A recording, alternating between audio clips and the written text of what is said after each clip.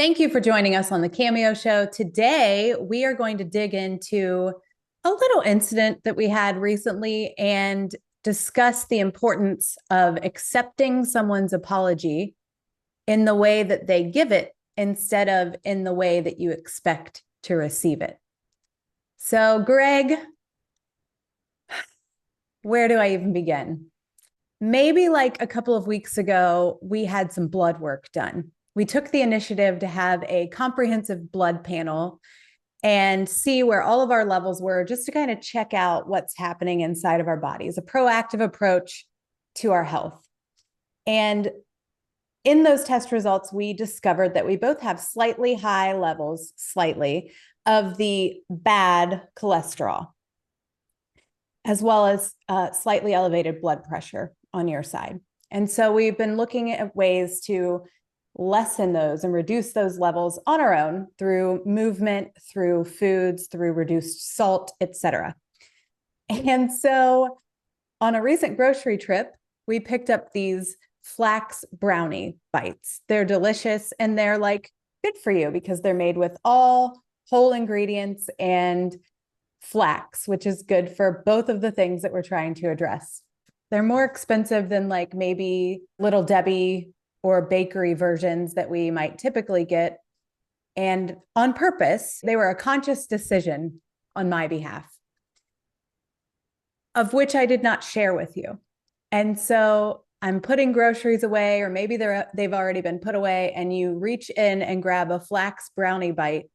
And I'll let you explain what happened, because I'm sure it'll be way more fun if you portray me in that moment. Shoot. Well, when we do groceries, I'm like, my job is to bring them all in. And of course, as a guy, I want to like try to do it all in one shot. So I like load up all the groceries and I'm like, somebody get the door for me. But usually it takes 2 or 3 times as much as we get. But so I bring all the groceries in, and then I'm very surprised to see this container of delicious looking brownies on the countertop that haven't been opened yet. And again, I had nothing to do with the order. So I'm like, oh, surprise. It's like Christmas morning. So I'm like ripping into it. And I initially started ripping into it like a complete caveman. I must have been really hungry at the time because it was like, "Rrr." And but I caught myself because I could feel the eyes upon me, that I was possibly going at this too aggressively. So I'm like, I'm Are gonna the just kind eyes of, me? I'm the yeah, the eyes. eyes, the eyes. So I slowed it way down, and I calmly opened them, and I just destroyed one immediately, and I was like going for number two, and then you said what? Well, I wanted you to be me in this Oh, example. I think it's way more uh, fun if you. I honestly don't remember what you said, but you definitely made me very aware of the price and how I should only eat one a day because they're different kind of brownies. They're healthy, and we have to make them last because of the price.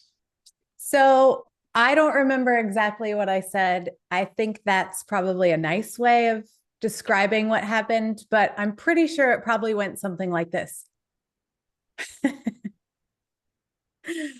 Those are expensive. You're not supposed to eat them like a barbarian and like you usually do, where you rip into them and eat like 7 at a time. That's Accurate? probably more like it. Yeah, Pretty that's close. right.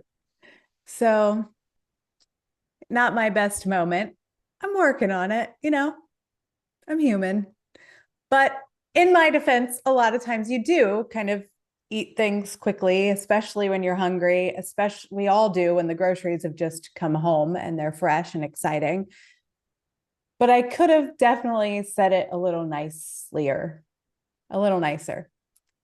And so you just kind of looked at me like, okay, I didn't know. And I was like, well, they're expensive and blah, blah, blah, blah, blah, blah, blah. And I probably looked like a bobblehead. And then we just kind of like diffused. Like you went in the other room. I continued doing what I was doing in the kitchen. And then as things settled, I realized how much of a jerk I was. In the moment, it felt good to run my mouth in fact, it was just a reaction. I wasn't really like intentionally being mean. Again, I'm working on it. But it just came out as a reaction to what I saw. And I didn't really notice that maybe you corrected yourself a little bit in self-regulation because you were aware of the fact that you like rip into stuff too. But as things settled down, I just thought, gosh, that was really mean. I just want to say something. This is a pro tip to, everyone out there, what I've learned and what I'm working on, because everything is extreme ownership, trying to keep my side of the street clean. In that situation, in the past, if I was unaware, I would have come back at you with aggression, either passive aggressive jabs or aggressive attacks. But it was a situation through like being aware myself of again, I don't want to have an emotional reaction to everything that pops up in my day. I was like observing the situation, going, okay, this is a moment. She's just expressing her, anger was her, Frustration. but it was a frustration, and it was coming at me in the form of encapsulated as an anger bullet. And I'm like, woo. So that was my like thing that I'm working on. So instead of engaging in a battle, like not having an emotional reaction to everything that happens, I literally went into my studio and kind of got to work and put my energy into doing something productive. So I just basically withdrew from that interaction, and then that gave you an opportunity to the kind of energy calmed back down over the next hour or so. Mm-hmm. Everything And then, diffused. Everything yeah, diffused. So I think what happened was I was just feeling overwhelmed. I can't remember exactly what had led up to that moment, but I think we had had a very busy day so far.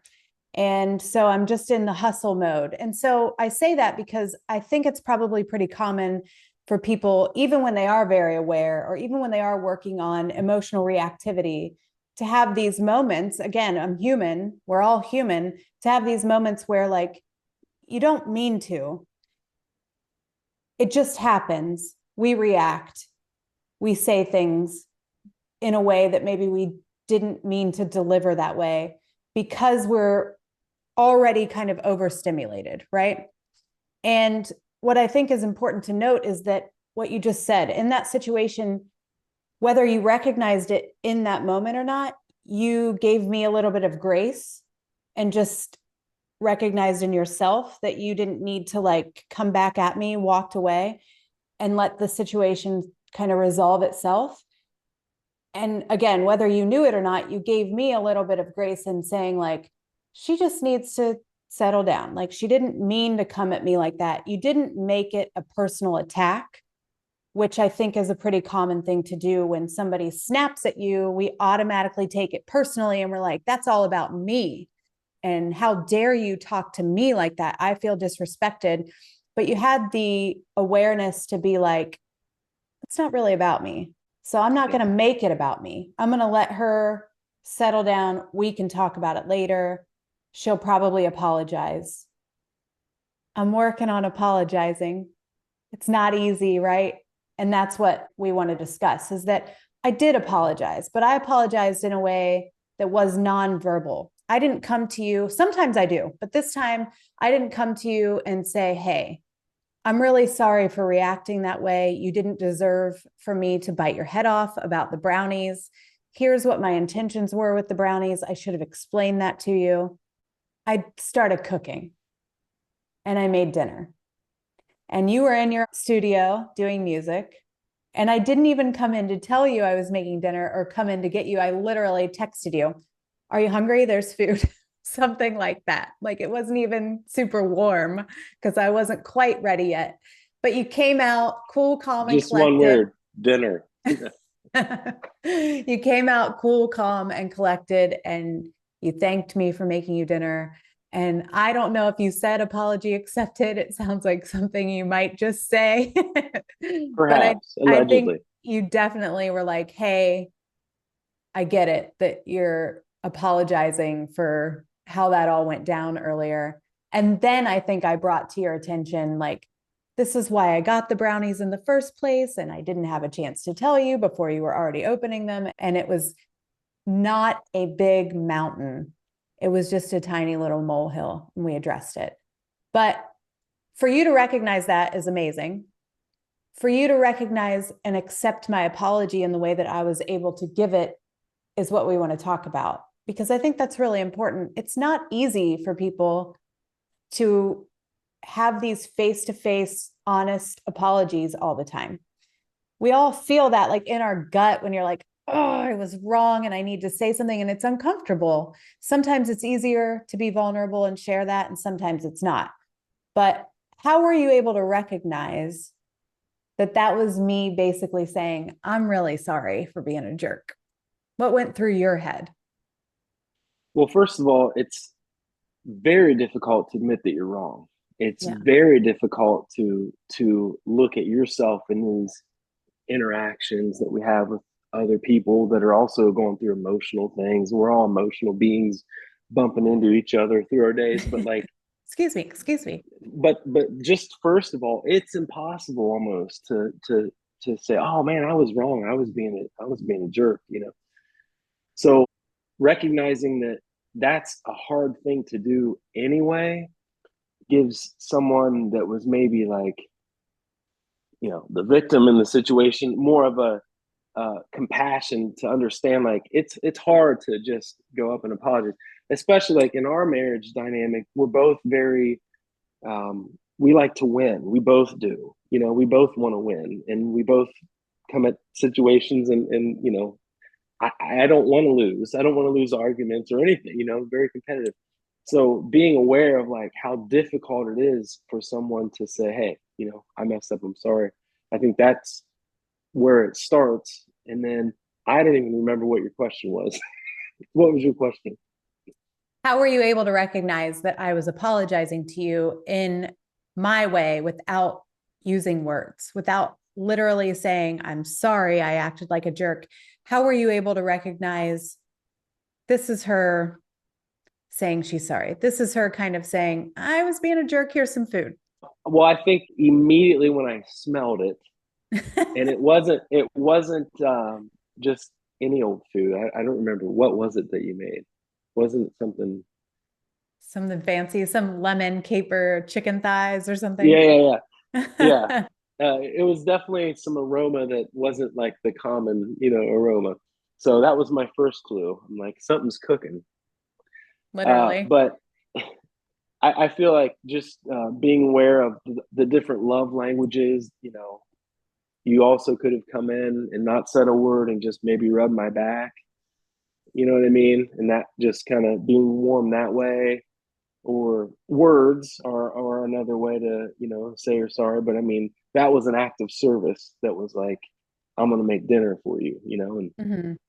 so I think that was my trigger, that like, she's sorry, you know. And how do you recommend for someone to do that? To what extent? Because I think we could like slip into a danger zone here where it's like you shouldn't expect someone to apologize in the way you understand it, accept their apology in the way that they give it. Well, is that fair? Mm. You uh, know? I think you got to be open to people being able to communicate the way that they're comfortable communicating. And if I always expect you to come give me physical touch to say you're sorry, or, you know, come tell me verbally that, hey, I'm sorry, that, you know, if that's always my expectation, I'm not doing it until you say you're sorry. You know, I'm not being very open to maybe your way of saying you're sorry is doing something very nice for me, you know. Yeah. And usually that opens probably the gate for the verbal communication. It's just an openness to recognize that that's actually happening, right? And often it's easier for me to apologize in a meaningful way with words once the situation has diffused, as opposed to just saying I'm sorry just to say I'm sorry, right? I could have Yeah. easily just been like, I'm sorry, and not really felt it, not really had the time to step back and have some distance from the situation and recognize how much of a jerk I was. I could have just been like, I'm sorry, and not really meant it, but I had some space. I immediately engaged in something that was loving toward you as a way of expressing my apology. And then that made it much easier for me to literally talk to you about it. It's just, we all process things in our own way. But what I'm not saying is like, I never have to apologize. I'll just do something for you. Or I never have to actually admit that I'm wrong if I just keep moving forward. That's not what I mean. That's not what you mean. It's just, I think, recognizing that there are other ways besides just saying, I'm sorry that I did that right out of the gate, that can start that conversation, that can initiate the healing process, whatever is actually happening, whether it's eating flax brownies out of turn or too quickly, or something that's much more consequential than that, and something that is much more hurtful than that. There are ways that that conversation can start to take place. And it doesn't always begin or end with the way that we each expect or are each comfortable with communicating. Maybe me making you dinner wouldn't have been enough. Maybe you wouldn't have been able to say, I accept your apology, or we wouldn't have been able to start having that conversation. It could have drug on for days, literally, in that situation. And understanding that about each other and having that harmony between us has been something that's learned. Yeah. And we've tripped and tripped and tripped and messed up and had a lot of combat and a lot of struggle with that. And it's just something that. Yeah. That situation a decade ago could have led to nacho cheese being thrown on the wall, or who knows? I mean, like, just the nonsense, you know? Yeah. And temper, it's like, temper. Yeah. And again, two people that don't want to lose. So, you know, how dare you talk to me that way? Mm-hmm. You know? But I don't know. It's also just a way of being open and aware of like the flow of love and energy, and the bank account, you know, example, like what you said to me took $100 out of the emotional bank account, and I went and sat and, you know, and worked on stuff. And but when you made dinner for me, you made a nice deposit back in that. You made a $200 deposit, so I'm $100 in the black, because now I feel happy that you did something different than usual, and it was special. So I mean, there was like really good lessons in that one incident of the brownie, being aware myself of like, you know, don't destroy this right now. Don't eat all of these. And then how you responded and healed the situation. But unhealthy would be like if it was always the same pattern of that, you know. Right. But this is just like one example. The next time might be, hey, I messed up, I was a jerk, sorry. You know, Right. but it's like anything else, the more you practice it, the easier it gets. It's a lot easier for me. I'm sure for you would feel the same way, but it's a lot easier to apologize currently in this day and age than it was 10 years ago, because I don't feel like there's a lot of extra baggage in the relationship, a lot of undealt with things, you know. Yeah. So it's very, the flow of energy, I mean, I don't want to sound like a weirdo, but like the flow of energy is very right. And so I feel like I can speak up and I can, you know. And there was a time when you felt like you couldn't, or maybe we both felt that way in our own ways, but there was a time where it was like a standoff. Who even remembered who messed up at that point? But we were both just going to make sure that I was not going to be the one to admit any guilt or say I'm sorry. Then you get busy, right? Then normal life resumes and you're still hanging on to that.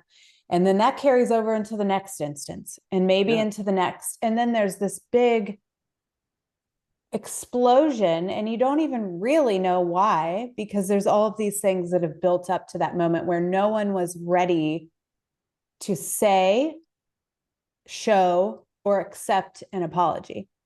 Yep. And so we have worked really hard on handling things for what they are, getting comfortable with the uncomfortable conversations that sometimes have to take place around that, and then moving on. And I say it, it's probably annoying, but like, build a bridge, get over it. Like all of these things, not just like let it pass, but just let's build a bridge and like work our way over it, instead of standing on either side of the river here, facing each other like you're done and I'm right. It's just ridiculous. But what are ways that helped you become comfortable with that?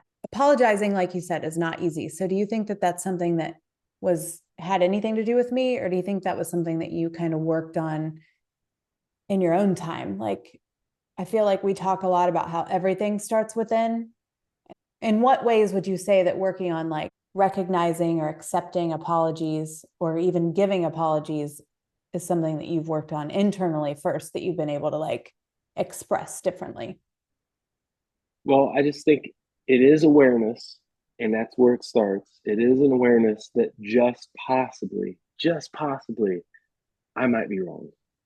I feel like we see the world through our own lens and our own um, perception and what we've been brought up in and what we've, been conditioned by and told what's right and wrong. And this should be this way and this should be that way. And like all that stuff equals me and my vision of the world today. And I see it that way.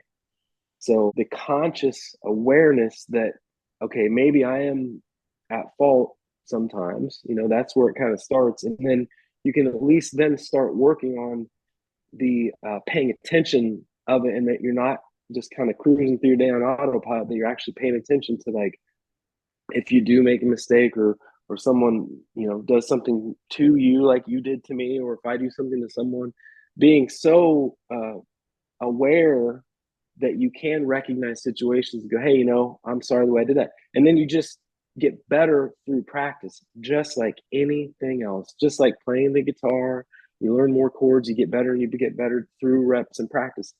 If I go my whole life and I never apologize to you, and I never try to be aware of my shortcomings and my rough edges that need to be sanded off, if I just go through it and think you're the one, I'm good, you're the one with the problems, I'm just that those are harsh examples, but like if that's how I view it, then I'm never going to practice being sympathetic, sorry, empathetic, aware. I'm just always going to see the world outwardly. And so I feel like it's like an inside job. And then if you're in a relationship with somebody and you can just sense that, like, this is, if it's a new relationship, you would be able to sense like this isn't being reciprocated. Like healthy is reciprocated, right? And Yeah. unhealthy would be like, I'm constantly saying I'm sorry and I'm on eggshells and they're just always raging at me and something's bigger here, But I feel like through all the work and awareness and being just conscious of it, that like, holy crap, I might be the one that's not seeing this properly. And I can tell you through my practicing of that, of being less emotional responsive and more practical mindset about my interactions, just simply with you, starting with you and myself, starting with that, but like with you, it's defused a lot of would-be arguments and a lot of would-be ruined weekends where we're not talking to each other all weekend Right. because I didn't lash back about the brownies. Just let the brownies sit because it's not a big deal. Well, and what about when it is a big deal? And how do you differentiate that? Like, let's say it's bigger than the brownies, and I'm going to push you a little bit here. Let's say it's Yeah. something where, like, I am completely out of line. Not that I wasn't out of line with the brownies. So I don't mean to like dismiss that behavior as if it's okay, but let's talk about something that's like a little bit less forgivable. What are ways that you've been able to look at yourself and say, possibly I'm wrong, and be open to the idea that maybe you had a part in it? Or if you're able to say, well, I know that I didn't do anything wrong in this situation, how are you able to move past that and like practice compassion and empathy toward me or anyone else for that matter, that when there's something that's more severe that has happened? I am kind of sort of a little crazy about this concept of extreme ownership. I mean, I feel like it removes a lot of the blame and resentment and victimization that you just kind of pay attention to the world around you, and it's just like there's a lot of money to be made off people feeling like victims, right? That's right. In the news and in the politics and medicine. I mean, like, but I feel like extreme ownership, owning every single element of my life, everything. and not being a victim allows you to start seeing things with clear perspective of that maybe I do have something to do with this situation that's bad. And in situations where you don't, and it's time to walk away, or it's time to set some harder boundaries, how and when do you know when that is? And I ask that question because we've been married forever and we've been through some crazy, turbulent, painful moments. And I think you probably have given me a lot more grace than you would have to anybody else in your life because I'm your wife and I'm the mother of your children. But even in that situation, there comes a time when enough is enough, right? Or even in a situation where it's something extreme and there are people who try to take ownership of a situation where they are actually a victim. And so I want to be very clear here that we're not advocating that you take ownership of a situation where you are a victim and you stay or you forgive someone time and time and time again for crossing a boundary or harming you or hurting you. I mean, there are instances that I want to be very clear about right there, but that it isn't about that. Yeah. But in a situation like ours, where, time and time and time again, I have snapped, I have raged, I have done things that are unacceptable, and vice versa. I mean, we all in relationships, it does happen. Yeah. At what point do you decide, like, I've taken ownership of this situation enough? Yeah. And I am a little bit of the one who's maybe not a victim, but I am the one who's being like, I'm not the aggressor. Yeah. How do you decide that? When do you decide? What do you do about it?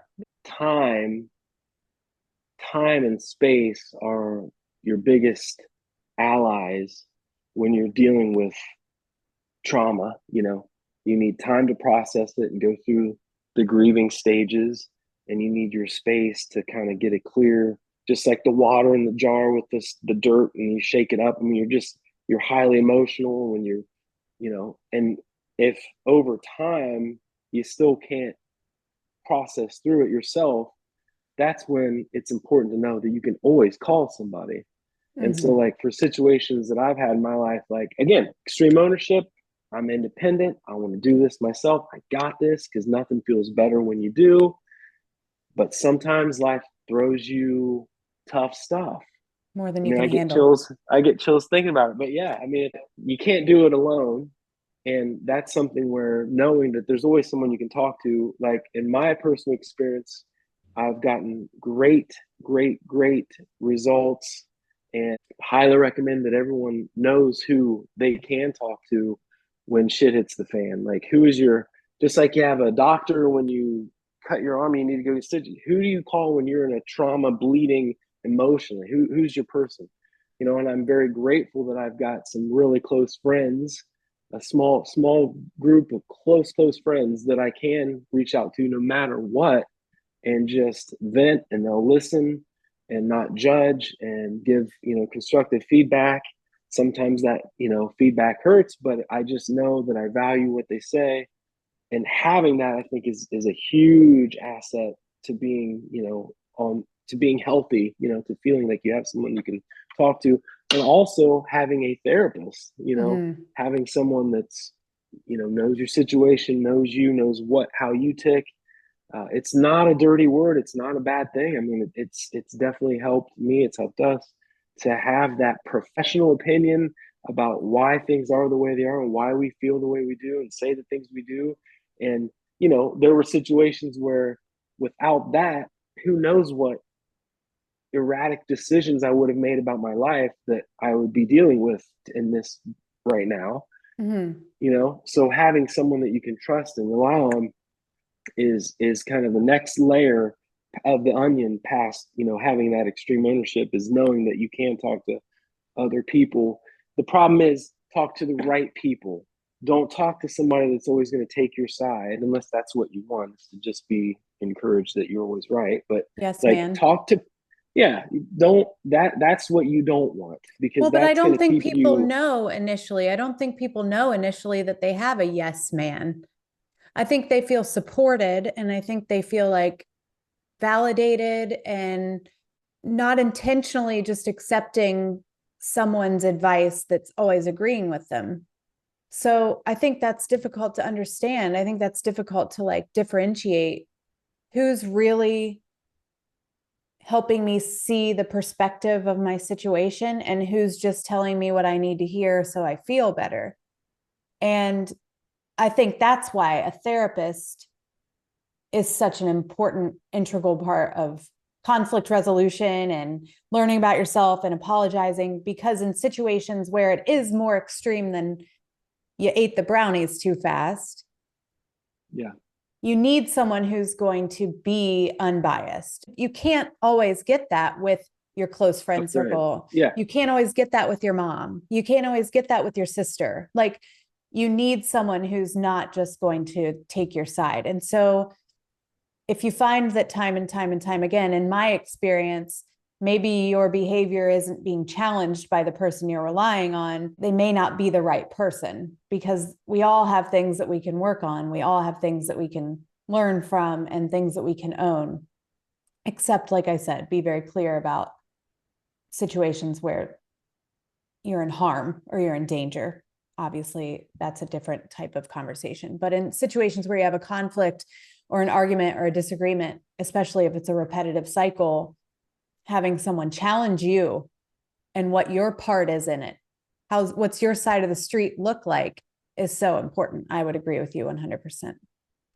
Yeah, and I think what you're trying to get out of it at its most basic level is having a friend to talk to is more about you being able to feel seen, heard, vent your opinion, and they might have feedback for you, but you also have to see it through that lens of they love me, they're my friend, they're going to tell me, so if you feel like, but the counselor or a psychiatrist talking to them, they're going to give you like the clinical, the real. And my personal experiences going through stuff, when talking to friends, I always knew it was good and it was the right kind of relationship, the right kind of feedback when I would say something that was beyond the friend pay grade, and they'd be like, that's a great question for, and it's like that's what you want, just that kind of brutal honesty. Like, it was really, really helpful to me during that time, because there was that good friend would listen to my stories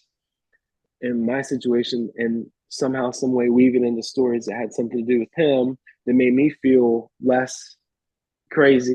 And then when something would come up that, hey, maybe that is a good question for her, for your psychiatrist. Therapist. So if someone reaches out to you, that's a good way to approach it, because I think, like, we always want to just fire off, here's what I would do, here's all my advice for you, fix it mode, efficient mode, when really that friend reaching out to you that maybe has gone through stuff, they just want to talk and vent their experience and be seen and heard. And I also would like to add, while we're talking about this stuff, that I think girls talk about this stuff, and guys talk about sports and, things that are just different, Sure. but like, it's okay for men to talk about, what they're going through, their feelings, because I feel like a lot of men feel like they can't, because it's not macho and it's not, masculine. It's not, feel. Who wants to talk? Let's get together and talk about feelings. No, nobody wants to. We get together and play cards, whatever. I feel like having that openness with your buddies, knowing that you can not only share funny memes with each other, in a text stream, but like, if shit hits the fan, I got you. You can always call me. When you start talking to your friends and start opening up to them, you kind of discover that we're all kind of gone through things, different layers, different levels, Different details. details, but we're all kind of going through this life stuff. And so it does feel very therapeutic sometimes just to get it off your chest, to talk about it. I think the mental health side of all the guys out there is important, just as it is, for the women. Yeah. And I think in my experience, sometimes that for women comes across as getting together and bitching and complaining and gossiping. And I think that I would encourage everyone to dig a little deeper. And there's a lot of richness in conversations that are led with vulnerability and that are led with authenticity and with honesty about situations. The same for men. everyone across the board. It gives everyone permission to feel. It gives everyone permission to be like, oh my God, that's not exactly the same, but I feel the same. And so therefore I'm not crazy, and I can stop this dialogue in my head that's telling me that maybe it's me because I'm trying to be an extreme owner of my situation. But now I feel like I've been heard, I've been seen, and I have somebody else that feels the same way I do. And those feelings are valid. And maybe they have an idea of how I can handle that situation. Or maybe they themselves have handled that situation and have shared then how they handled it that empowers me to be able to be brave enough to handle my own situation. I mean, it's just a very intimate conversation if you allow yourself to. If you allow yourself to go there with your friends, when it is something that's more than just a bitch session, it really feels good. It really feels good for your soul. So whether we're talking about a situation where I overreact because I'm in the red zone about brownies, and then I have to show you that I'm sorry in a way that makes me feel safe and not so vulnerable that I'm uncomfortable. It's all full circle. It's that situation, it's recognizing, it's communication, it's acceptance, it's surrounding yourself with the right people, and all of those things feed each other around the wheel. And it's practice, and it's just the reps and the rotations of that wheel going around. And the cycle breaks, and then you have to find where you are and figure out, why am I here, and jump back in. What tool do I need to get back into that cycle? It doesn't happen overnight. It isn't something that you get right every time. I certainly don't get right every time. And we've been working and working and working, but it starts with the awareness. So you can start adapting and implementing new tools and learning new tools and paying attention to new ways of doing things. Sometimes in accepting your apologies, I've had to learn that you do that in a way that's to be loving and funny, right? So you might say something or do something that upsets me. It's usually something that is valid because maybe it's happened over and over and over again, and you maybe don't mean to, and it's not that harmful, but it still bothers me. And so it's still valid. And so the best thing we do is separate, I think, for sure, and give it a little bit of breathing room. But then you'll come up and you'll hug me. And sometimes you'll even say, I accept your apology. And you're being funny in that moment when you know it's you that needs to apologize. And for a while, and sometimes still, that used to drive me crazy. I would be like, that is not how this is going to go. And then I would get mad, and then you would laugh, and then I would get even more irritated. And then I just started accepting that that's your white flag. That's your peace offering. And so if it's something that is extremely hurtful or serious, I feel like that, again, kind of opens up the situation where I can be like, hey, this is a little bit more serious than that. Like, I really need you to understand how I feel. It opens up that conversation. Or sometimes I can just be like, okay, and we can move on because it's something stupid and trivial like the brownies. But the important piece is being able to recognize that we all communicate differently, and that we all express ourselves differently, and that we all feel differently.